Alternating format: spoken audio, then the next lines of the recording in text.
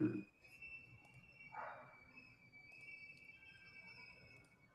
Boom,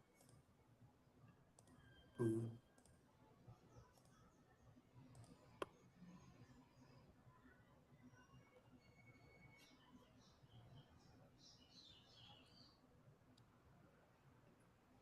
Perfect. Everybody, you guys are back. Thank you guys and welcome back to Black Expat Life Abroad. I am excited, as always, to have another conversation regarding this entire move abroad process. We'd always talk about not only what you do before you leave, but also what you may need to look into once you get on the other side to your expat destination. And tonight, I am blessed to be able to have the platform with none other than Miss Dr. Erica Wilkins. How you doing today? I'm well. How are you? It's good to see you. Yes, it is always good to see you, Erica. I appreciate you coming on tonight and actually being able to discuss some very important topics because I know a lot of people right now regarding the mental health perspective are realistically looking at this move abroad as a way of escaping possibly what it is that all of America's burdens provide. And I think tonight's conversation is going to be double edged because we talk about not only what you are going to do or what you are needing to do to leave America behind, but also the understanding of what happens when you leave. How do you adapt to a new language, a new culture? We always talk about finding community on this platform, but those things are not only intentional, but very important to your sustained mental health positivity when looking to move abroad. So, tonight we're going to get into not only some of those topics. I encourage anybody that is watching this to please share it with somebody that is looking to move abroad. This conversation is designed to help you now as well as help you once you actually leave. But I also need you guys, if you have any questions or comments, please drop those into the chat. That way we can understand what it is that you may be realistically looking for the most. But tonight, let's start off with an introduction because I know who you are, but I want the audience to get a better understanding of who you are and what you've been doing to help people that have moved abroad and how to navigate that. Mhm. Hi again. I'm Dr. Erica Wilkins. I am a licensed marriage and family therapist and a coach and a traveler. I've been traveling for, going to age myself, 30 years. And when I say I'm a traveler, I'm using that word very intentionally, right? Because I'm not a tourist. I've always been the type to travel, explore places and cultures, and do my best to blend in, to fade into the culture. I have been a licensed marriage and family therapist for over 20 years, which is wild. Y'all getting my age. Um, Like and I say, of don't crack. late, It's all good. melanin. And as of late, I also have tagged coach onto what I do. And so in my travels, I most frequently have been traveling in Mexico. You'll hear me mention Mexico City, Colombia, have just had a lot of very rich experiences with folks that have migrated to these countries or are looking to migrate to these countries. And so I look forward to having a full conversation with you tonight. No, this is excellent. Before we had gotten on to the live, and I was talking about just the mental health with Dr. Wilkins, and essentially what I realized is that so many people, the reason or the catalyst that they're looking at, as far as the camel that broke the straw that broke the camel's back, when looking to move abroad, they're thinking about safety. And I got a message today regarding safety when looking to move abroad and understanding where it is that you are in America. And wanted to ask you, do you oftentimes have people coming to you before they're looking to take a leap abroad and asking these questions about is it safe on the other side of the TSA? I gotta say, and this is probably no surprise to you, RJ, because you and I are friends, this idea of safety coming from Americans is so American. Hmm. Um, and, I no matter where I'm traveling, I always spend the time in the States, a month between Thanksgiving and Christmas. And I remember my first week there, there were four mass shootings within 40 minutes of where Mm, I was in 1 week. And so that was prior to January 2025. And we all know what happened in January 2025 and what has been happening, right? And so mm, violence has been ramping up, and different forms of violence have been ramping up. And so, like, when Americans question safety in other countries, it always reeks of propaganda to me. I'm gonna keep it straight, no chaser. no, Because that's me. just this idea of that Americans are first world and dominating, and there's the American standard. But like, for those of us who are American, um, hopefully we have a good idea of um, the actual reality of our lived Hmm. experience. You and I are from the same city. So if we Hmm. look at Philadelphia alone, on a given night, one given day, we Hmm. can sadly make a prediction of how many people in a given night are going to get killed. Hmm. And so and that is not even a new phenomenon, right? And so just this idea of, are other countries safe, as if the United States is the gold standard, I think is a part of the propaganda that as Americans we've been fed. And so for anybody that is questioning safety, I would really encourage folks to get out. And we've talked about dating countries before. Hmm. Hmm. Hmm. Get out, date a country, uh, sit with yourself in terms of really being able to let it gel the lies that we've been told about many countries, and usually disproportionately countries that have Black and Brown people in them, Yep. the lies that we've been told about safety, and then allow your own reality to come rushing in. Um, that's where I'll leave it for now. No, I get that. I tell people all the time, like I don't have certain thought processes when living abroad, Mexico, Colombia.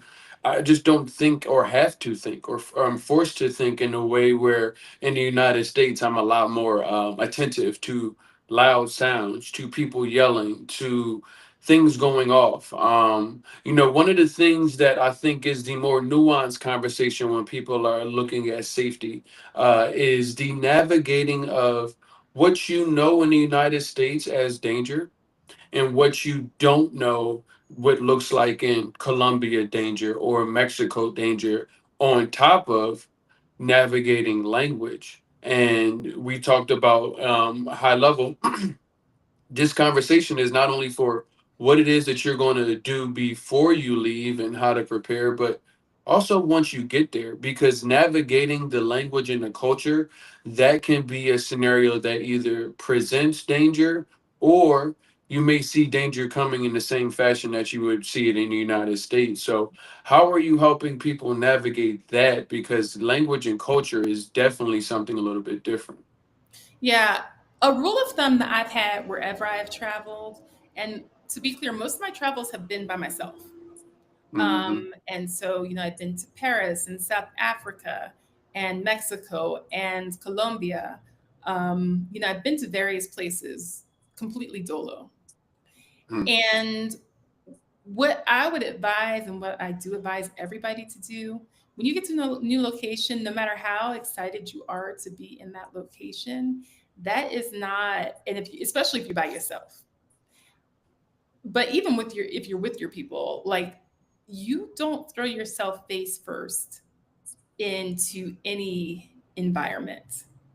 Um, Rule of thumb for me is that I am extremely cautious, um, while also having my ear to the ground, picking the brains of as many people as possible. Get up out of your smartphone, Mm-hmm. Avail yourself to conversations with random people, Uber drivers, taxi drivers. Um, you know, ask the questions. I remember in Cape Town, taxi drivers saying, "Yeah, you got to be careful sometimes because sometimes taxis with machetes and people will do this, that, and the other, and this is what you do, and this is how you navigate."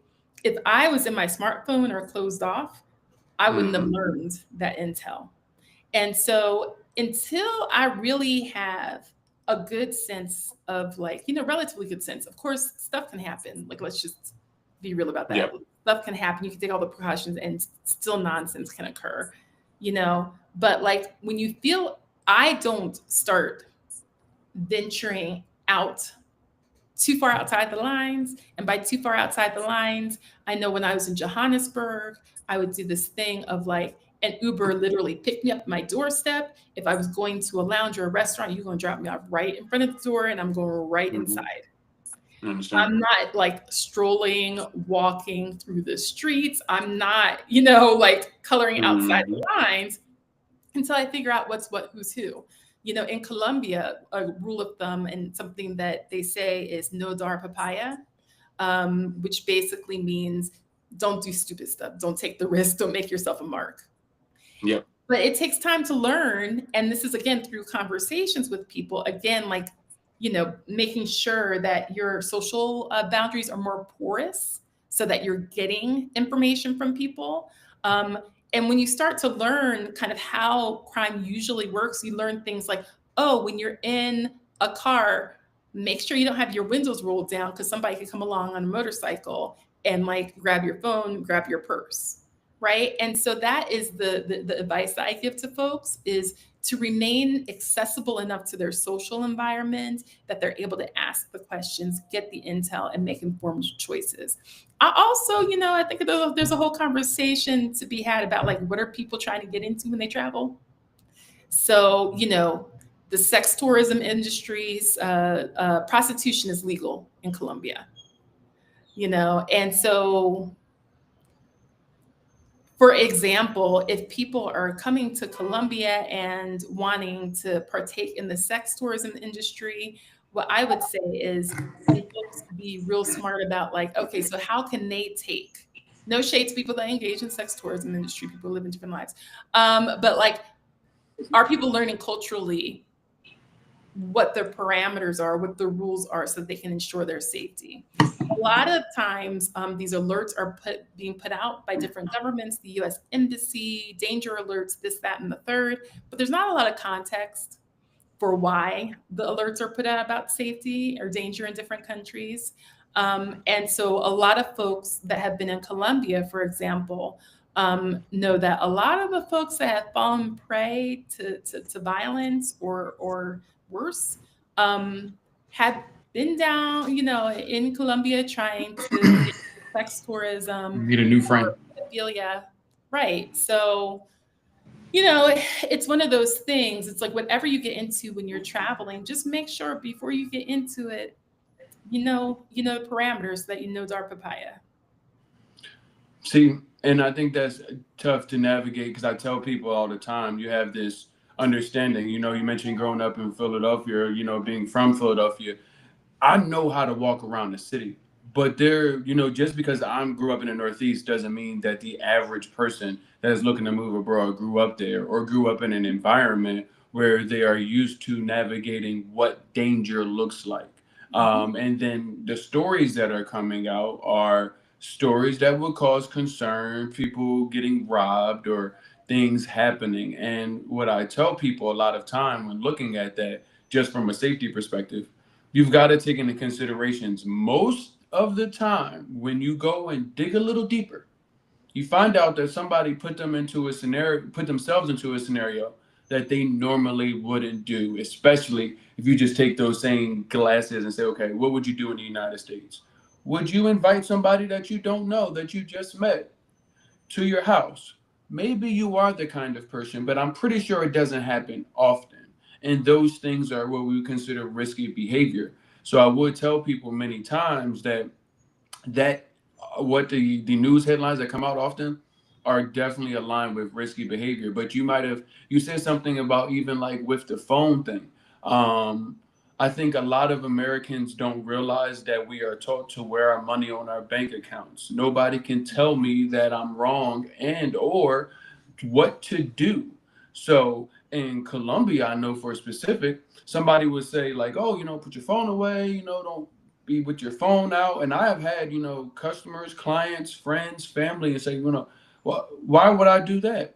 Well, somebody is going out of their way to tell you, like, here's what the local customs are. These things may not work here the way they do in the United States. And it has to be on the person to have their drawbridge low enough to start understanding where they are. And I know you kind of cater to that, which is how do I get comfortable being uncomfortable so I can actually get comfortable in the place that I decided to move? Can you talk to me about how you help people navigate that process? Because I know it's a challenge. I think that I think safety is a fallacy, no matter where you are in the world. If you look, I'm gonna, tongue in cheek, but for real, you look at the horror movies. Most of the horror movies were in suburbs or rural areas. It was Candyman. The first time I was like, "Oh, there's a black man in the city." Oh, no, I was scared. But They were in like I trains. think, I think that really the idea of safety is a fallacy, and I think that people should be wise no matter where you are in the world. You should be keeping your head on a swivel no matter where you are. Maybe that's me being from Philly, RJ. I don't know what you think, but like, I'm with you. I'm actually more scared in like rural areas when it's completely quiet and you hear the crickets chirping. And so, this idea that there's any place in this world where there should be like, don't worry about locking your doors is so Hmm. foreign to me, or that you shouldn't be thinking, okay, so if this was to happen, where are the exits? How would I get out of, like, I think, and this also could be gendered. I'm a woman, right? And so I'm very used to having to secure my surroundings as much as possible, or think about whether my surroundings are secure or not. But I would extend that to everybody. I don't think that there's a context that anybody should be living in where they feel like, oh, there's nothing that could possibly happen. No, like I think wherever Hmm. you you're susceptible to nonsense occurring. No. That is real. You talked about being a woman, and when you travel, you're often going solo. What advice are you giving to women that are coming to you that are moving abroad, that are solo, and helping them navigate this new challenge in their life? Mhm. Mm. I would say do it as long as you are ready to have your head on the swivel. I also would say, when I'm traveling by myself, I don't do a lot of nightlife. So, Hmm. like, I'm not gonna turn up by myself in the way that I might. I'm a doctor, so let me not say that I ever turn up, but I'm not going to turn up um, in the way that I might, like, on a girls' trip, or with like trusted people around me, right? That I'm going to like, it's going to be a different type of traveling when I'm by myself. But I stand by the best thing that I did for my adulthood, for my womanhood. When I was 23, was I went to Paris for 2 weeks by myself. This was before the age of smartphones. Okay. This was before you had Google on your hip. And, just as a woman, and as, to have the comfort of being able to eat a meal by yourself at a restaurant and sit down, to be able to develop that confidence was the best Hmm. thing that I did for my adulthood. And so I would strongly recommend it to people. I also think that there's something to be said about having the mental space outside of your usual context, to think about your usual context, to think about the choices that you're making in your lifestyle back home, so that you can make informed decisions. It's kind of like that thing. It's like, you ever uh, get outside of a relationship and you're like, Oh, when I was in the relationship, I didn't see it, but now, oh, I see this. Hmm. That there's a way once you get outside of your lived context that you get some insights, and get outside your lived context, get quiet, get by yourself, put the smartphone down, maybe journal. Like I strongly recommend that people journal if they're traveling by themselves to be able to process whatever thoughts are coming up for them. Yeah, and you talked about when you move abroad and like at least having the space to do some things. One of the things that I adopted, and I want to open the floor for your interpretation on how this could be helpful. But one of the things that I adopted that helped me at least was meditation. And you keep saying, the phone, get rid of the phone. And a lot of times, most of us have our alarms set on our phones, so our phones are going off, and then we are immediately looking at emails, looking at notification. What did I miss when I was asleep? And what I did was to say, okay, if I don't have anything besides 24 hours, can I at least give myself 5 minutes before my day starts in order to set the tone of my day? Because my phone, no matter what happens in this 5 minutes, what was there is probably already going to be there on the other side of those 5 minutes. But the start of my day shouldn't be what somebody needs from me, what gossip or news, like any notification. Do you think that that would be helpful for male or female looking to move abroad, considering this may be your first time out of all that noise that is America? 100%. I'm a big fan of mindfulness for a lot of reasons. There literally you can change your brain chemistry in very healthy ways Hmm. by engaging in mindfulness practices. So, yay, you, RJ, for doing that. There's a book that I would recommend for folks, and don't let the name scare you. You don't have to wake up at this time, but it's called the 5 a.m. Club. Okay. And have you heard of it? Yes, I have. Super dope. So, the premise of the book is if you wake up at 5 a.m. and if you do certain things, that you'll start your day off and in a way that helps your day be more enriching. Um, because I'm not really going to be waking up at 5 a.m. I think that there are takeaways from the book in terms of adopting a 5 a.m. lifestyle. And imagine if you were on a trip and you had a 5 a.m. lifestyle where you said, for 20 minutes a day, you're going to do some sort of exercise. Hmm. For 20 minutes a day, you're going to engage in mindfulness, some sort of meditative practice. And for 20 minutes a day, you're going to do something that's intellectually enriching. Just imagine how it would change the shape of your trip. Just making sure that for an hour a day, if you're breaking it into those chunks, Hmm. that you were being purposeful in how you were engaging your mind throughout the day. Literally, I Mhm. tell people because a lot of people will look at that the whole day, and then even when you say 60 minutes, and then it's like you guys have to give yourself something that you can start with, no Mhm. matter how long the journey is. It all starts with the first step, and I hate to sound like cliche, but like when you get away from the noise that is America, you kind of realize that it's just simple things that add up to something big. It's usually not this big grand thing that happens all at once over so many different things and facets in our life. Like we've got to put the pieces together, and I think that moving abroad, it has allowed so many of us to have the space to even think, because that often is not given to us in the United States with overworked, overwhelmed.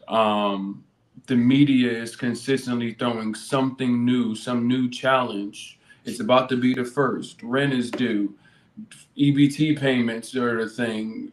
ICE is still a thing. Like it's so many things that is going on in the United States, and when you get away from it, it oftentimes positions you to take that first deep breath that you realize that you've been holding your breath this whole time. So, um, let me ask you, because have you had anybody come to you that has not had a good time and actually ended up going back to the US? Mm. Yes, Talk to me. 100%. Because and not to out that person, You know. but it's connected to part of what you said because I would add an addendum to what you said. Um, I don't believe that there is any location in this earth that is an antidote to the baggage that you are carrying around. So the reality is okay, once you get away from the noise that is America, quote unquote, you got to contend with the noise that is inside you. And for some folks, you may realize, oh, I scapegoated the ills of one country, and that was an easier task than getting quiet and sitting with my stuff. Turn the noise back on, huh? Huh? Hmm. Realizing how much I was participating in or cultivating chaos in my life, in my relationships, in my community, at my job. Yeah, yeah, yeah. Turn the noise back on, and it got too quiet. You Mm-hmm. know, Mm-hmm. once you get abroad, and I tell people, community will keep you busy abroad. It's something that will have you doing the things that you love, will have you doing things that are out of your norm, or things that you haven't done in so long. But a lot of times, people I'm seeing are moving abroad, and they see this bright, shiny community on on Facebook, on TikTok, and they get there, and it is actually not like it was. And some people are actually really far. Now, Colombia, Mexico, Panama, Brazil, you're still on this side of the world. Mm-hmm. Some people are in Asia and Indonesia, well, not Asia, but Indonesia and Thailand, and are on a whole nother day and are running into homesickness. And this can happen no matter which of these particular places you go to. Talk to me about how you're helping people navigate this homesickness thing, because some some people are already travelers, so travelers are used to, kind of just being on the road on their own. But some people are making this move abroad and went from I've got a support system, I've got my kids, to now it's just me and my children, and that is different all at once. Mm-hmm. Mm-hmm. Before we get into that, I'm going to answer your question. Talk to me. I also want to add, because you talked about community, the community's there, community is rich. Sometimes you get there and the community isn't what you thought it was in your head. I also think that sometimes you don't know how you might be contributing to your lack of community and what maybe you need to modify to be connected to people and especially to new people. Especially if in your adult life or in your life you haven't moved much, so you haven't had to have the experience of adapting Mhm. and like figuring out how to strike up organic conversations with people or be organically in relationships. I just think that there's something to consider in terms of a both and, that sometimes the community isn't what you thought it was, but sometimes you're not who you need to You be. thought you were, or Right. yeah, yeah. I got you. We, Mm. seen it. I've seen it. And so, uh, so in terms of homesickness, I really think that it's real. Like, I honor folks that experience homesickness. I also think that you have to get very active, whereas at home, you may have just naturally been able to be connected, to Hmm. be, people knew, okay, sometimes RJ fades to black. So I know I need to call RJ up once a week to make sure he doesn't.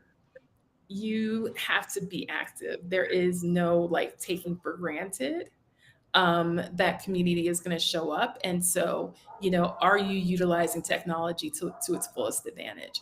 Are you regularly calling people?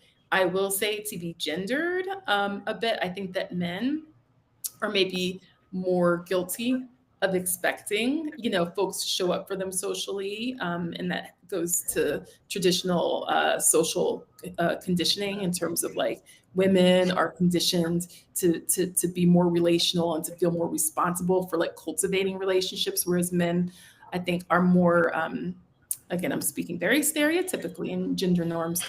But men are, transactional. That y'all are like, okay, let's go play some basketball.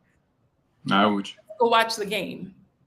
It's, you know, not traditional that men are like, let me sit on the phone with you and be intentional about talking to you, or Mm-hmm. on the screen with you. And I would say, like, whether, no matter what your gender is, um, you know, to live outside the country and not get homesick or to challenge homesickness is going to require you to be active and communicative, right? So, like, if you find that some of your friends, families, loved ones are like not reciprocating, telling them, not getting in your feelings and just being like, look, I'm in Thailand, nobody talks to me, da da da da.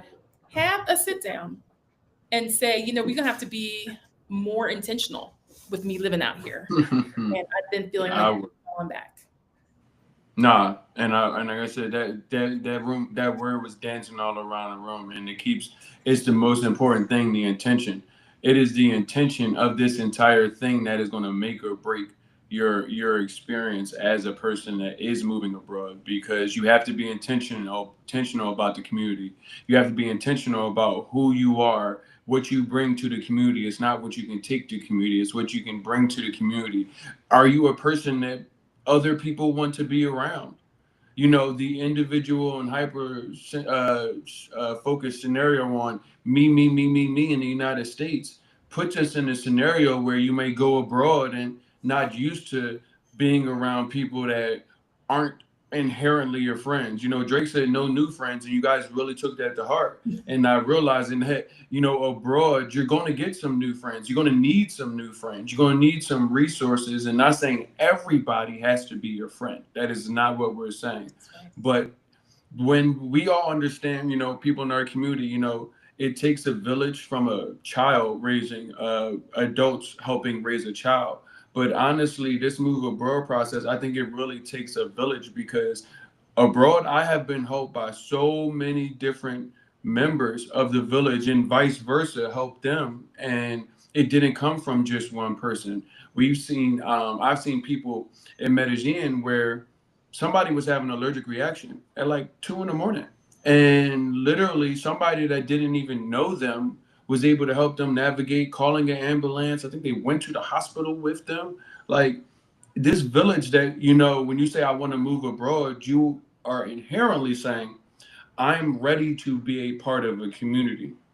You may be doing it already in the United States, but if you think that you're not going to be a part of a community and you think you're just going to be on so and so island out there, that is why I think there may be some people that are starting to move back to the United States, letting the homesickness drive them back home, letting that homesickness keep them in the house and not get out and be intentional about who they meet, whether local or expat. It doesn't matter. It just matters about the intention and the spirit that you're going with it, Yeah. because it is difficult to navigate that without that want to have other people around. And I think that I know we were on a conversation yesterday with Akeem and Michelet and Tisha, and I'm like, I wouldn't have been doing what I'm doing now if I didn't move abroad. But I had to be able to answer the call and have at least the space to continue to build from what an idea was that came, but it only came from the other side. And I have known and got to know some of the people that I have helped, or at least listening to a conversation, and it said, "Oh, this helped me navigate this." Am I just can you hear me? I just want to make certain because this is reconnecting. Um, so these things are really, really important for us to try to like make certain that we tap in with, because I don't think a lot of people know that before you leave, you need to put intention into your bag, like in every step of the way. Hmm. Talk, Tell me something positive. I know I've been being kind of heavy tonight, and we're getting wrapped up not too long, but I want to talk about something positive, because we always talk about people thriving and versus surviving abroad. In your experience, both your travel experience, as well as some of the people that work with you, what have you seen been some just great success stories as far as people seeing their new selves abroad? I think from what I've seen, traveling abroad for folks who have a positive experience with it um, pushes their creativity, pushes ambition, um, their sense of what's possible is expanded. Their sense of like what they enjoy out of life.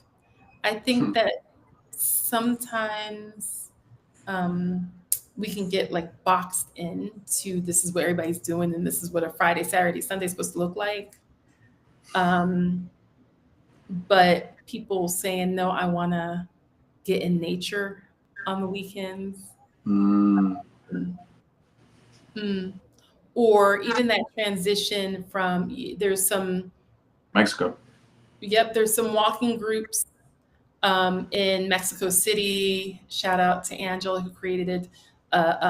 Black women's walking group in Chapultepec Park, beautiful park if you ever get there. Um, and just the richness of like actually having conversations with people who are traveling and like hearing their stories. I think that at least in the US context, I think that maybe, and with like technology, I think we've fallen out of the habit of actually being in dialogue with each other, Mm-hmm. literally sitting, we're in this text, social media culture, and instead, like actually just having sit downs with people and Breaking learning. bread, having a good time. Mhm. Get back to the old school. The things that we all remember that we used to really love. People are like, "Oh, my grandma at my grandma's house, all my cousins used to hang out," and I have had such a great time just sitting there talking, trying new restaurants, um, celebrating people's birthdays abroad. Like, y'all got to get ready for some of these things because people always think that they're giving something up by leaving America Mhm. and not realizing that you got everything in most of these places that people are looking. You almost have everything that you had in America, but you have so much more access to other things that are actually of substance at a better cost, also. So I'm like, this thought process that I'm leaving so much behind and not realizing how much you're actually gaining. I think that's what get people hung up a lot also. Yeah, yeah. And we're also so used to just culturally how when you're from the States, how we navigate things. And what I will say is that in my travels, I noticed very early on that like people outside the US tend to be more open to foreigners than like people in the US. I guess Yeah. that should be no surprise considering our current context. You know, Hmm. but like I remember my first solo trip, I was, and it happened when I went the second time. I was literally at a lounge by myself and having problems navigating French. I didn't, I still speak very, very little French. And someone came up and said, "Do you need help?" And I was like, "Yes." And they helped me order my drink. And they said, "Are you by yourself? Do you want to join my friends and I?" See? And that turned into like throughout the 2 week stay, this group of people, me having dinners with them, being invited to birthday parties, like kicking it with these people um, in a way that like felt very anti-American in the best way, right? Like how often Mm-hmm. have we ever in the States been like, I see this foreigner, let me be interested in them and hang out with them. That's Nope. happened to me so many. It happened to me the second time I went to Paris, happened to me in Johannesburg. This group of friends adopted me into their friend group and just hung out with me for multiple days. And Yeah. so that is something that is like the real, like for me, that's what really traveling is about. It's not going from the landmark to landmark. It's like those random moments where you have those Seriously. lifelong stories. Seriously. I got adopted by a Colombian family. Me and Jazz got adopted by a Colombian family. One December. It was maybe four of us, me, Jazz, Rel, Dwight, and that was it. And 45 other Colombians on a Shiva uh, in December. And it was absolutely the most fun time that I ever had. And it was something like you said, like somebody would just invite you to like have dinner, or if it's the holidays, they're like, well, you spending a holiday by yourself? Like, you shouldn't. Do you want to come and get some food? Don't bring anything, just yourself. And it's just like, you don't get this kind of hospitality in the United States. So I tell people, once again, I want to make it clear, like, you guys aren't in the position to lose something.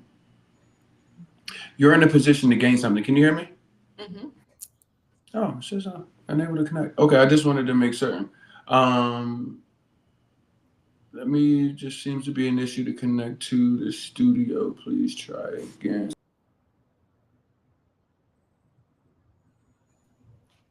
So it's all good. I'm back.